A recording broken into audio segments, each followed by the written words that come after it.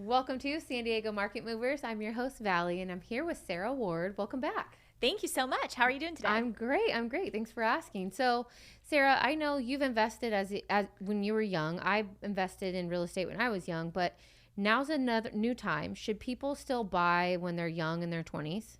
Yeah, absolutely. Great question. So I always say, it's not about timing the market, it's time in the market. So at the end of the day, if you're young, you kind of just need to get in that market, especially San Diego, where we see so much year over year appreciation.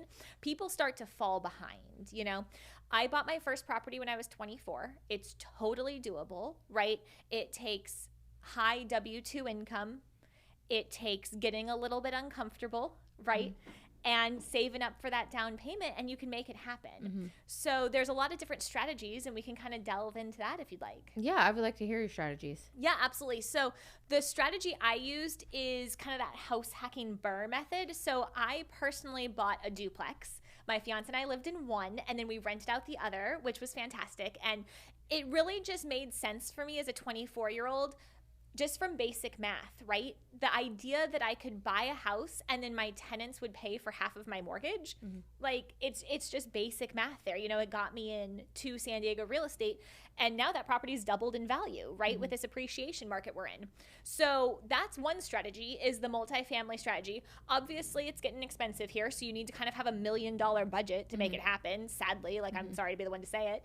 But the other option is going a little bit smaller, and you can do it when you're really young and buy a 2-bedroom, 2-bath condo and rent the other room to your friend, right? If you get in a place and your mortgage is $4,000 a month, can you rent the room for $1,500, $1,700, $1,800 and help them pay like half your mortgage? And now you own something. Yeah, and sometimes people worry about the affordability in San Diego, and I understand that that's a genuine, fear. But if you look at statistics, I noticed that the people that are defaulting on mortgages right now are not in the 30 and below crowd. Right. They're the 30 and above crowd, believe it or not. So it's like people that are younger right now are being more budget conscious and doing the things that they need to do to just have that longevity in real estate. So I'm encouraging them as well.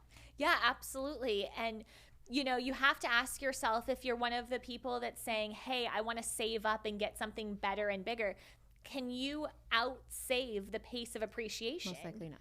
If you can, fantastic. Yeah. You know what I mean?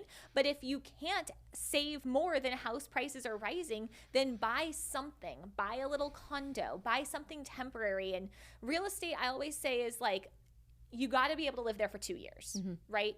Get your 2-year tax-free gain and stuff like that. But you want to be comfortable enough that if it hits 5 years, you're okay. Yeah. Right?